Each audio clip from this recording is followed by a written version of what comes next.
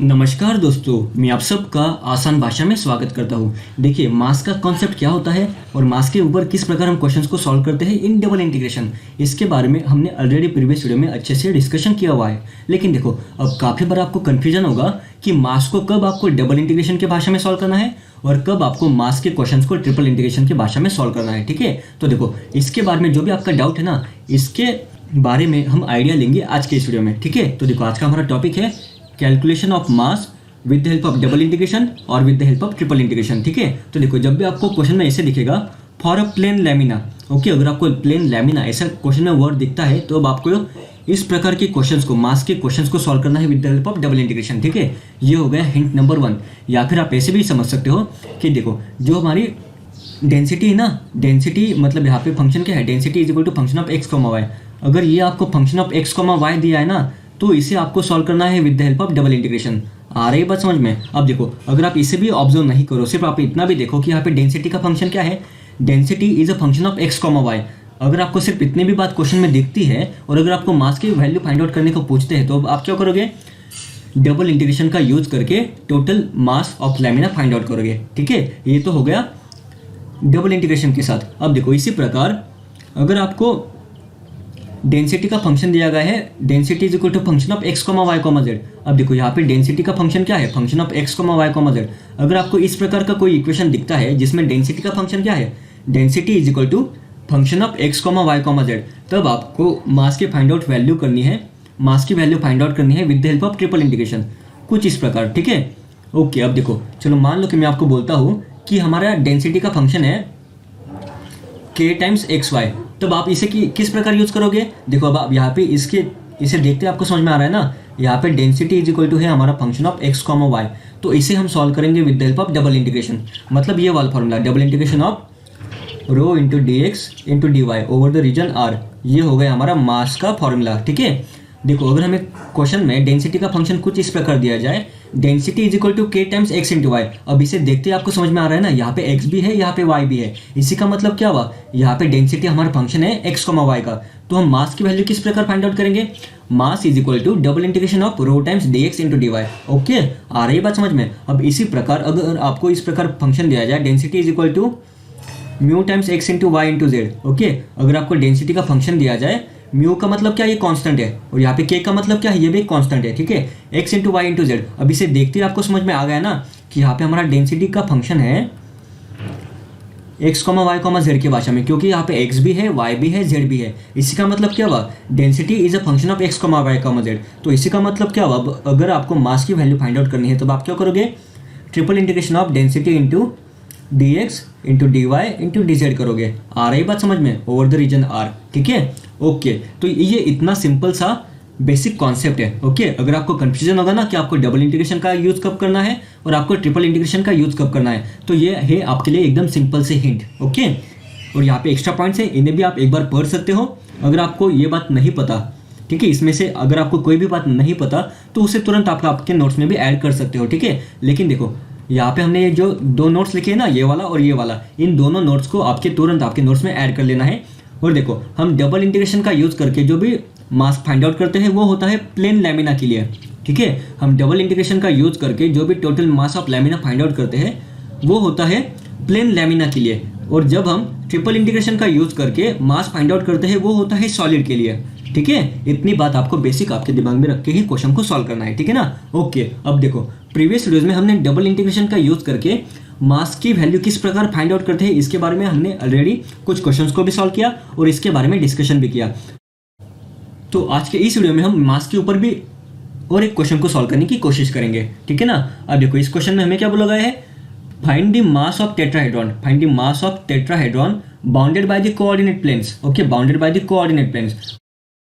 देखो, x, y और z, okay, bounded by the coordinate planes and the plane x by a plus y by y upon b plus z upon c is equal to 1. Okay, and variable density rho is equal to mu into x into y into z. तो देखो, अब यहाँ पे density का function क्या है, density is equal to mu times x into y into z. अब इसे देखते आपको समझ में आ गया ना कि अगर हमें यहाँ पे मास की वैल्यू फाइंड आउट करनी है तो हमें यहाँ पे ट्रिपल इंटीग्रेशन का यूज करना पड़ेगा। ओके, और यहाँ पे हमारा ट्रिपल इंटीग्रेशन का फॉर्मूला क्या है, mass is equal to triple integration over the region R, density मतलब rho into D x into D Y into D Z, कुछ इस प्रकार। ओके, और देखो यहाँ पे क्या है, bounded by the coordinate planes.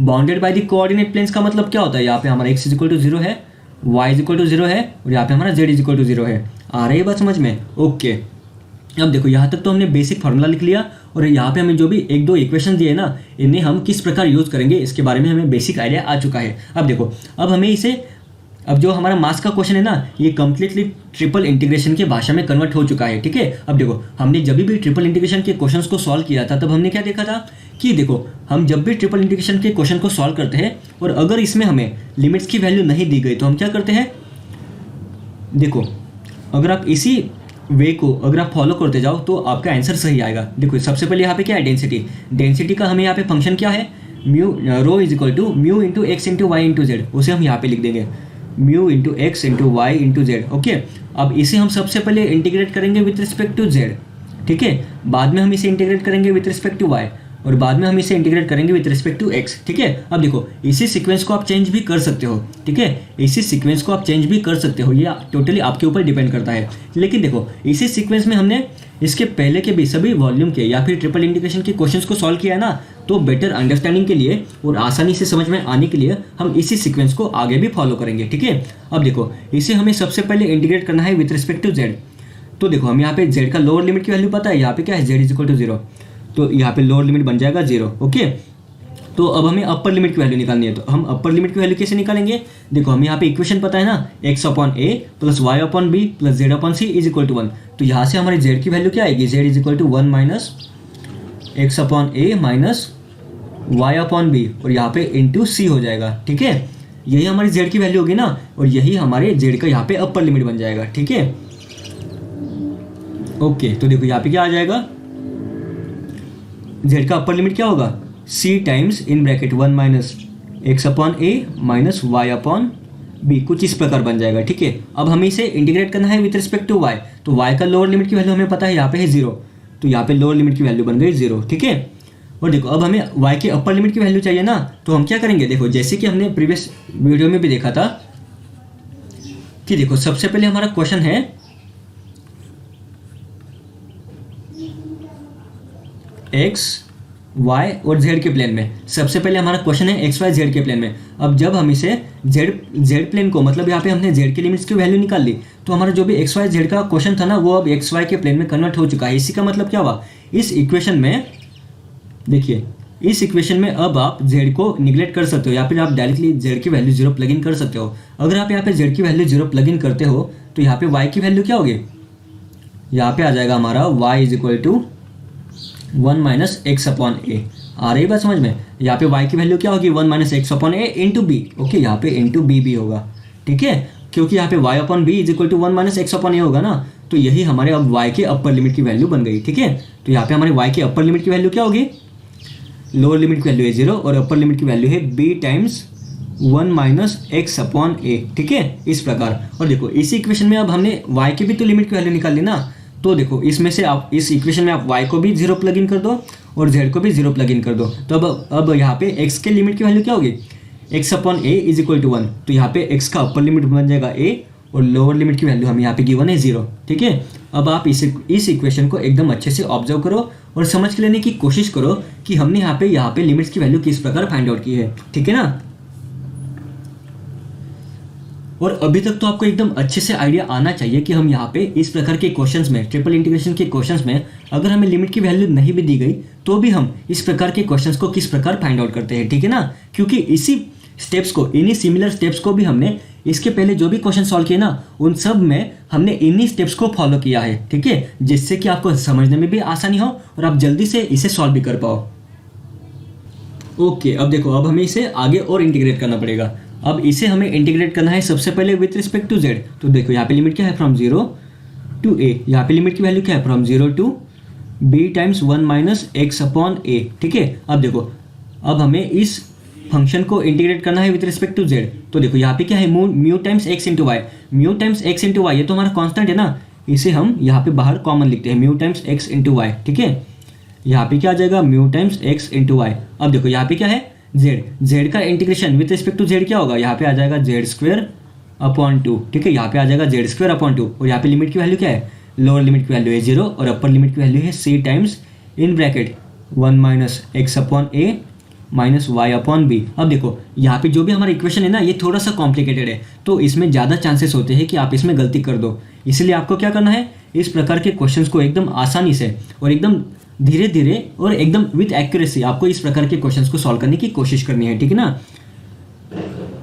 यहाँ पे लिमिट होगा integration from the limit 0 to a, यहाँ पे होगा integration from the limit 0 to b और यहाँ पे आ जाएगा 1 माइनस एक्स अपॉन ए, ठीक है। यहाँ पे क्या है, mu into x into y. अब देखो जब हम यहाँ पे z की जगह पे अपर लिमिट की वैल्यू प्लग इन करेंगे तो यहाँ पे क्या होगा, यहाँ पे c है ना, तो यहाँ पे c का स्क्वायर हो जाएगा, ठीक है। और अपॉन 2 में तो ये कांस्टेंट है। अब यहाँ पे क्या बचा, 1 माइनस एक्स अपॉन ए माइनस वाई अपॉन बी का होल ब्रैकेट स्क्वायर। यहाँ पे आ जाएगा 1 माइनस एक्स अपॉन ए माइनस वाई अपॉन बी का होल ब्रैकेट स्क्वायर और यहाँ पे है हमारा dy और यहाँ पे है हमारा dx, ठीक है। अब देखो यहाँ पे एकदम ट्रिकी पार्ट है, क्योंकि देखो यहाँ पे अब इसे हमें इंटीग्रेट करना है विथ रिस्पेक्ट टू y, तो y की टर्म यहाँ पे भी है और y की टर्म यहाँ पे भी है। अब यहाँ पे इस पूरे टर्म का यहाँ पे है स्क्वायर, तो इस y को हम यहाँ पे अंदर मल्टीप्लाई नहीं कर सकते ना, क्योंकि इस पूरे टर्म का यहाँ पे स्क्वायर है। तो हमें क्या करना पड़ेगा, हमें सबसे पहले इसी ब्रैकेट को, इस स्क्वायर के टर्म को सबसे पहले सिंप्लीफाई करना पड़ेगा और बाद में हमें इसे y से मल्टीप्लाई करना पड़ेगा, क्योंकि हमें इसे with respect to y integrate करना है, ठीक है। तो देखो अब हम क्या करेंगे, इस 1 अपॉन एक्स माइनस ए को हम मानते हैं x और इस माइनस वाई अपॉन बी को हम मानते हैं y, और हमें पता है x माइनस वाई का होल ब्रैकेट स्क्वायर क्या होता है, x square plus y square minus 2 times x into y होता है ना। तो इसी बेसिक फार्मूला का यूज़ करते हुए हम इस स्क्वायर के टर्म को, इस टर्म को हम सॉल्व करने की कोशिश करेंगे, ठीक है ना। तो देखो यहाँ पे क्या आ जाएगा, integration from the limit 0 to a, यहाँ पे क्या है, integration from the limit 0 to b times 1 minus x upon a, okay. यहाँ पे क्या है, म्यू इंटू एक्स इंटू सी स्क्वायर अपॉन 2, यहाँ पे हमने y को यहाँ पे जो y था ना, इसे हमने यहाँ पे लिख दिया, क्योंकि इसे हमें अंदर वाले टर्म के साथ मल्टीप्लाई करना है। अब देखो यहाँ पे क्या होगा, तो देखो इसका स्क्वायर करना है ना, तो यहाँ पे आ जाएगा 1 माइनस एक्स अपॉन ए का होल ब्रैकेट स्क्वायर, ओके। हम इसका पूरा स्क्वायर नहीं करेंगे, इसे हम सिर्फ इतना ही रखेंगे, प्लस वाई का स्क्वायर, मतलब यहाँ पे क्या आ जाएगा, y square upon B square minus यहाँ पे क्या है 2 times x into y. X का टर्म क्या है 1 minus x upon a into y का टर्म क्या है y अपॉन बी, तो यहाँ पे आ जाएगा y अपॉन बी, ठीक है। कुछ इस प्रकार हो गया और यहाँ पे है हमारा dy और यहाँ पे हमारा dx, ठीक है। देखो हमने इसके पहले क्या किया था, हमने इस टर्म को पूरा सॉल्व कर दिया था, लेकिन देखो अगर हम इसे पूरा सॉल्व करते हैं तो ये और भी डिफिकल्ट बन जाएगा। अब हम इस वे से इस क्वेश्चन को सॉल्व करके देखते हैं और देखते हैं कि हमारा सोल्यूशन और ईजी होता है या डिफिकल्ट होता है, ठीक है ना। ओके, तो देखो यहाँ पे क्या है, integration from limit 0 to a। अब देखो यहाँ पे क्या है, इसे हमें इंटीग्रेट करना है विद रिस्पेक्ट टू y, तो देखो यहाँ पे y की टर्म, ओके, तो देखो यहाँ पे y की टर्म है ना, म्यू इंटू एक्स इंटू सी स्क्वायर अपॉन 2 और यहाँ पे y यहाँ पे मल्टीप्लाई था, ओके। तो y ये अंदर जाके यहाँ पे मल्टीप्लाई होगा, यहाँ पे वाई स्क्वायर का यहाँ पे y क्यूब बनेगा और यहाँ पे भी y से मल्टीप्लाई होगा, इसी का मतलब यहाँ पे हम वाई स्क्वायर मान लो, ठीक है। अब देखो यहाँ पे जो y की अंदर वाली टर्म थी ना, उसे हमने यहाँ पे अंदर मल्टीप्लाई कर दिया है, ठीक है। अब हमें इसे इंटीग्रेट करना है विथ रिस्पेक्ट टू y। अब देखो अगर हमें इसे इंटीग्रेट करना है विथ रिस्पेक्ट टू y, तो यहाँ पे y की एक ही टर्म है तो ईजी जाएगा, यहाँ पे भी y की एक ही टर्म है तो ये भी इसे सॉल्व करना ईजी है, और यहाँ पे y की टर्म एक ही है तो इसे भी इंटीग्रेट करना ईजी है ना। अब ये क्वेश्चन और भी सिंप्लीफाई हो चुका है, ठीक है। तो अब आपको ये बात समझ में आ गई होगी कि इसका हमें स्क्वायर क्यों नहीं करना है, ठीक है। तो देखो यहाँ पे क्या है, म्यू इंटू सी स्क्वायर अपॉन 2 इंटू एक्स, और देखो इस पूरे इक्वेशन का integration with respect to y क्या है, देखो 1 माइनस एक्स अपॉन ए का यहाँ पे है हमारा होल ब्रैकेट स्क्वायर, y का integration with respect to y क्या होगा, यहाँ पे आ जाएगा वाई स्क्वायर अपॉन 2, ओके। यहाँ पे क्या है 1 upon B square into Y cube का integration with respect to y क्या होगा, y रेज़ टू 4 अपॉन 4, यहाँ पे है minus 2 times in bracket 1 minus x upon A, और यहाँ पे हम इसे 2 अपॉन बी, ये जो b है ना इसे यहाँ पे लिख देते हैं, ठीक है। और y का स्क्वायर, वाई स्क्वायर का integration with respect to y क्या होगा, यहाँ पे आ जाएगा वाई क्यूब अपॉन 3, ठीक है। आ रही है बात समझ में। और इससे बाद में हमें इंटीग्रेट करना है विथ रिस्पेक्ट टू x, और यहाँ पे इसकी लिमिट्स की वैल्यू क्या है, from 0 to b times 1 minus x upon A, ठीक है। अब देखो यहाँ पे क्या आ जाएगा, integration from the limit 0 to a, यहाँ पे क्या है म्यू इंटू सी स्क्वायर अपॉन 2 इंटू एक्स, ठीक है। अब देखो अब हमें y के जगह पे इस अपर लिमिट और लोअर लिमिट की वैल्यू यहाँ पे प्लग इन करनी है, तो यहाँ पे क्या बन जाएगा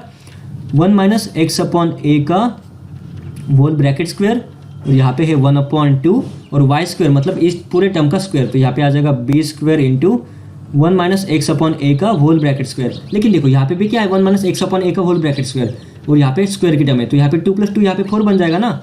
इसे हम डायरेक्टली रेस टू 4 कर सकते हैं ना, आ रही बात समझ में? ओके, उसी प्रकार यहाँ पे क्या आ जाएगा +1/4 टाइम्स बी स्क्वायर और y raise to 4। Y raise to 4 का मतलब क्या 1 minus x upon A raise to 4, ठीक है।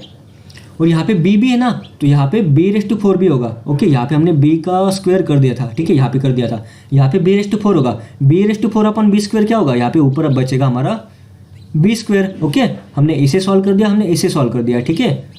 अब है हमारा ये वाली टर्म, यहाँ पे क्या आ जाएगा -2/b times 1 minus x upon A, ठीक है, और यहाँ पे है /3 ये वाला, और यहाँ पे y का क्यूब मतलब क्या है, यहाँ पे आ जाएगा b का क्यूब और यहाँ पे बनेगा 1 माइनस एक्स अपॉन ए का क्यूब। लेकिन यहाँ पे भी टर्म है, यहाँ पे भी टर्म है, तो यहाँ पे बचेगा, यहाँ पे रेस टू 4 आ जाएगा और यहाँ पे b है, तो यहाँ पे ऊपर बचेगा, ठीक है। चलो हम इसे रब करते हैं, यहाँ पे बचेगा b square 2b square upon 3, यहाँ पे क्या था 2/3 इंटू बी स्क्वायर। ओके, कुछ इस प्रकार ये हमारा कन्वर्ट हो चुका है, और यहाँ पे है dx। ओके, यहाँ तक तो आपको सारी बातें एकदम आसानी से समझ में आ चुकी होगी, ठीक है ना। अब देखो इसके आगे अब हमें इसे इंटीग्रेट करना है विथ रिस्पेक्ट टू x।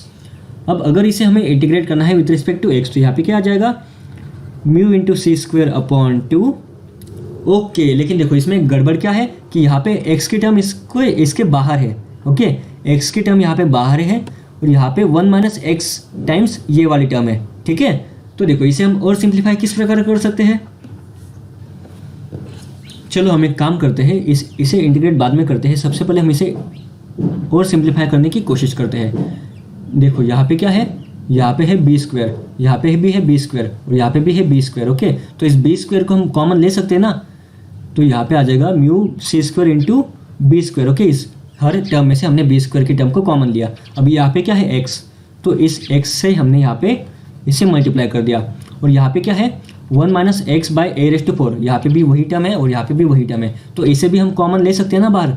यहाँ पे आ जाएगा 1 minus x upon A raise to 4। Okay, इसे भी हमने कॉमन ले लिया। अब देखो अब अंदर क्या बचेगा, यहाँ पे आ जाएगा 1/2।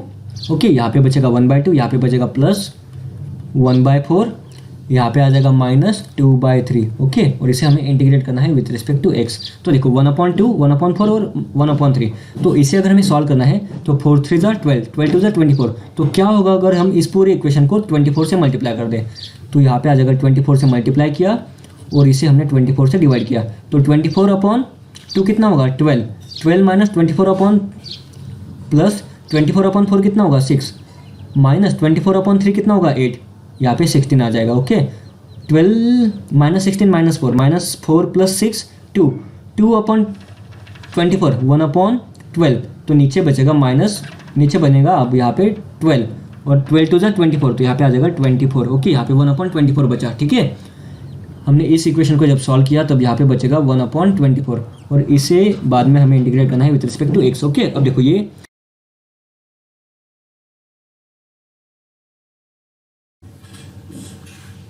ओके, तो देखो अगर हमें इसे और भी आगे सिंप्लीफाई करना तो हम क्या करेंगे, x into in bracket 1 minus x upon A का रेस टू 4 है ना, तो यहाँ पे क्या है 1 minus x upon A raise to 4। Okay, इस टर्म को हम और भी सिंप्लीफाई करेंगे, हम इसे लिख सकते हैं ना 1 माइनस एक्स अपॉन ए का होल ब्रैकेट स्क्वायर। ओके, इन दोनों का मीनिंग सेम ही है। अब हम क्या करेंगे, हम सबसे पहले 1 माइनस एक्स अपॉन ए का होल ब्रैकेट स्क्वायर लेंगे, तो ये क्या बनेगा 1 माइनस एक्स, ओके यहाँ पे अपॉन ए भी है ना, 1 माइनस एक्स अपॉन ए का होल ब्रैकेट स्क्वायर। इसका आंसर क्या होगा A square minus B square, यहाँ पे आ जाएगा 1 plus X square upon A square minus 2 times X upon A, ठीक है। अब हमें इसका भी स्क्वायर लेना है ना, क्योंकि इस टर्म का भी तो हमें आगे ले जाके स्क्वायर करना है, ठीक है। तो अब हमें इस इक्वेशन का स्क्वायर करना पड़ेगा। अब हम इसे रीअरेंज कैसे कर सकते हैं ना, 1 माइनस 2x अपॉन ए को हम एक टर्म मानते हैं, प्लस यहाँ पे क्या है एक्स स्क्वायर अपॉन ए स्क्वायर, इसको हम दूसरी टर्म मानते हैं, और हम इन दोनों का स्क्वायर करते हैं। इससे क्या होगा, ये हमारा ए स्क्वायर प्लस बी स्क्वायर या फिर पी स्क्वायर, चलो हम इसका नाम चेंज करते हैं, इसे हम मानते हैं P square plus Q square के फॉर्म में कन्वर्ट हो जाएगा ना, ये बन गया हमारा पी। ओके, देखो अब ये बन जाएगा हमारा p और ये बन जाएगा हमारा q। ओके, अब हमें क्या करना है p square plus q square, तो p का स्क्वायर मतलब 1 माइनस 2x अपॉन a का स्क्वायर क्या होगा 1 plus 4x square upon A square minus 4 times X upon A, इसका स्क्वायर हो गया, प्लस क्यू स्क्वायर, क्यू का स्क्वायर क्या है X raise to 4 upon A raise to 4, यहाँ पे आ जाएगा x raise to 4 upon A raise to 4 minus okay यहाँ पे plus 2 times x square upon A square minus 2 to ज़ा 4, ओके यहाँ पे -2 है ना और 2 से मल्टीप्लाई होगा, -4 एक्स क्यूब अपॉन ए क्यूब, तो यहाँ पे आ जाएगा एक्स क्यूब अपॉन ए क्यूब।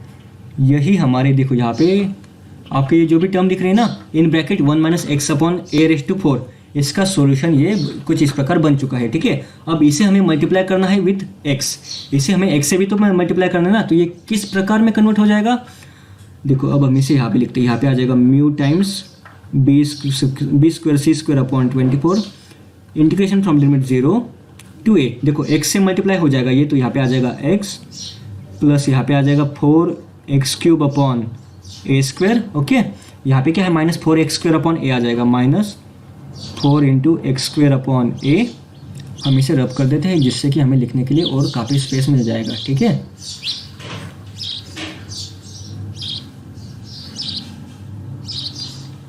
हमने इसे सॉल्व किया, इसे सॉल्व किया, इसे x से मल्टीप्लाई किया, यहाँ पे क्या है plus x raise to 5 upon A raise to 4, यहाँ पे आ जाएगा plus x raise to 5 upon A raise to 4, okay इसे भी हो गया। अब यहाँ पे क्या आ जाएगा प्लस 2x क्यूब अपॉन ए स्क्वायर बन जाएगा, ओके। अब यहाँ पे क्या बनेगा -4 x raise to 4 upon A cube, और इसका हमें इंटीग्रेशन करना है विथ रिस्पेक्ट टू x। आ रही बात समझ में, ओके। अब आप इस इक्वेशन को एकदम अच्छे से ऑब्जर्व करो। अब इसके आगे इस प्रकार के क्वेश्चंस को आप एकदम आसानी से सॉल्व कर दोगे, ठीक है ना। अब ये सिर्फ यहाँ पे हमें बेसिक मैथमेटिकल कैलकुलेशंस करने हैं, मतलब ही हमें यहाँ पे सिर्फ बेसिक इंटीग्रेशन के फंक्शन को सॉल्व करना है। अब यहाँ पे क्या है म्यू टाइम्स बी स्क्वायर सी स्क्वायर अपॉन 24 इंटू एक्स का integration with respect to x क्या होगा, यहाँ पे आ जाएगा एक्स स्क्वायर अपॉन 2 प्लस यहाँ पे क्या है 4 अपॉन ए स्क्वायर इंटू यहाँ पे आ जाएगा x raise to 4 upon 4, okay. तो ये 4 के साथ ये कैंसिल आउट हो जाएगा। यहाँ पे क्या है -4 अपॉन ए एक्स स्क्वायर का इंटीग्रेशन क्या होगा, यहाँ पे आ जाएगा एक्स क्यूब अपॉन 3, और यहाँ पे क्या है plus 1 upon A raise to 4 into x raise to 5 upon यहाँ पे आ जाएगा 5, ठीक है।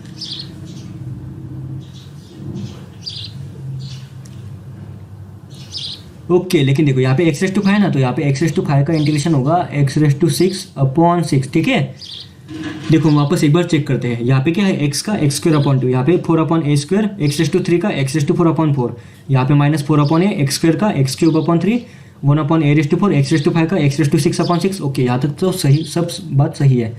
अब इसके बाद क्या है 2 अपॉन ए स्क्वायर, यहाँ पे क्या है एक्स रेस टू 4 अपॉन 4, और इस 2 अपॉन 4 का मतलब क्या 1 अपॉन 2, ठीक है। इस 2 अपॉन 4 का मतलब है 1 अपॉन 2, और यहाँ पे आ जाएगा -4 अपॉन ए क्यूब, और यहाँ पे आ जाएगा एक्स रेस टू 5 अपॉन 5, तो यहाँ पे बनेगा हमारा 4 अपॉन 5, ठीक है। और इसके लिमिट्स की वैल्यू क्या है फ्रॉम 0 टू a, ठीक है।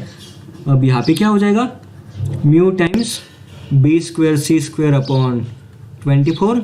अब देखो x के जगह पे हमें अपर लिमिट और लोअर लिमिट की वैल्यू प्लग इन कर दी, तो यहाँ पे क्या आ जाएगा A square upon 2 plus A raise to 4 upon A square क्या होगा, यहाँ पे आ जाएगा A square minus 4/3 A cube upon A क्या होगा, यहाँ पे बन जाएगा ए स्क्वायर, यहाँ पे ओके, यहाँ पे प्लस प्लस माइनस, यहाँ पे प्लस है, ओके यहाँ पे प्लस है, यहाँ पे A raise to 6 upon A raise to 4 क्या होगा ए स्क्वायर, और यहाँ पे अपॉन में 6 आ जाएगा, यहाँ पे प्लस साइन है, ठीक है। आप साइन के साथ कंफ्यूज मत होना, यहाँ पे है 1/2, क्योंकि हम क्या होता है ना इसे जल्दबाजी में सॉल्व करते करते हम प्लस का माइनस या फिर माइनस का प्लस कर देते हैं, ठीक है। आपको वैसी गलती नहीं करनी है, आपको आराम आराम से सॉल्व करना है। यहाँ पे क्या होगा A raise to 4 upon A square ये हो गया। अब यहाँ पे है minus sign, -4 upon 5 times A raise to 5 upon A cube क्या होगा, यहाँ पे बनेगा ए स्क्वायर, और जब हम 0 की वैल्यू प्लग इन करेंगे तब ये पूरा इक्वेशन 0 बन जाएगा, ठीक है। अब देखो यहाँ पे है ए स्क्वायर, यहाँ पे ए स्क्वायर, यहाँ पे ए स्क्वायर, यहाँ पे ए स्क्वायर, ए स्क्वायर, ए स्क्वायर, इस पूरे इक्वेशन में से हम ए स्क्वायर कॉमन ले सकते हैं ना, ओके। तो हमारा इक्वेशन अब कुछ इस प्रकार कन्वर्ट हो जाएगा mu times a square b square C square upon 24 in bracket. अब यहाँ पे क्या बचेगा 1/2 plus 1 minus 4/3 plus 1/6 plus 1/2 minus 4/5, कुछ इस प्रकार बनेगा ना। अब देखो यहाँ पे क्या है 1, यहाँ पे 1/2 और यहाँ पे 1/2, 1/2 प्लस 1/2 1, 1 प्लस 1 2, ओके। तो यहाँ पे आ जाएगा 2 माइनस यहाँ पे क्या है 4/6, यहाँ पे क्या है 4/3। अब इसे अगर हम 2 से मल्टीप्लाई करें और इसे भी 2 से मल्टीप्लाई करें तो -8 प्लस 1 -7/6, तो यहाँ पे बनेगा -7/6। ठीक है, हमने इसे सॉल्व किया, इसे सॉल्व किया, अब बचाइए तो यहाँ पे आ जाएगा -4/5। ठीक है, अब देखो अगर हमें इस टर्म को सॉल्व करना है तो यहाँ पे क्या है, और यहाँ पे है 6 और यहाँ पे है 5, तो 6 5 जा 30, तो इस पूरे इक्वेशन को हम 30 से डिवाइड करेंगे और 30 से मल्टीप्लाई करेंगे। 32 जा 60, 30/6 5, 5 7 जा 35, तो यहाँ पे आ जाएगा -35। 30/5 कितना होगा, 30/5 होगा 6, 6 × 4 24, तो यहाँ पे आ जाएगा -24। ओके, तो देखो 60 - 35 - 24 क्या होगा, 35 + 24 होगा 59, 60 - 59 होगा 1, तो यहाँ पे आ जाएगा 1/30। ठीक है, तो यहाँ पे हमारा जो भी इक्वेशन था ना, इसका आंसर है 1/30, और इसे हमें मल्टीप्लाई करना है mu times a² b² c² 24 से। ओके, यही हमारे इस गिवन क्वेश्चन का सॉल्यूशन होगा। तो हमारा ये फाइनल आंसर क्या बनेगा, mu times a² b² c² 24 × 3 72, और आगे 0 हम इसे चिपका देंगे। ठीक है, तो इस गिवन क्वेश्चन का हमारा सॉल्यूशन है mu times a² b² c² 720। आ रही बात समझ में। अब देखो ये क्वेश्चन आपको दिखने में काफ़ी लेंदी दिख रहा होगा, लेकिन जितनी ज़्यादा आप प्रैक्टिस करोगे, जितने फास्ट आप इस क्वेश्चन को सॉल्व कर सकते हो, उतना ही आप कम से कम टाइम में इस प्रकार के क्वेश्चंस को भी सॉल्व कर दोगे। ठीक है, ओके। और आपको एक चीज़ याद रखनी है कि अगर आपको एग्जाम में सिमिलर इस प्रकार का क्वेश्चन आता है तो आप इसको एकदम जल्दी से सॉल्व कर लेना। ठीक है, अब आपको ट्रिक भी पता चल चुका है कि ट्रिपल इंटीग्रेशन के क्वेश्चंस को हम किस प्रकार सॉल्व करते हैं। आ रही बात समझ में। ओके, तो इस वीडियो को हम यही पेंड करते हैं, हम फिर मिलेंगे नेक्स्ट वीडियो में।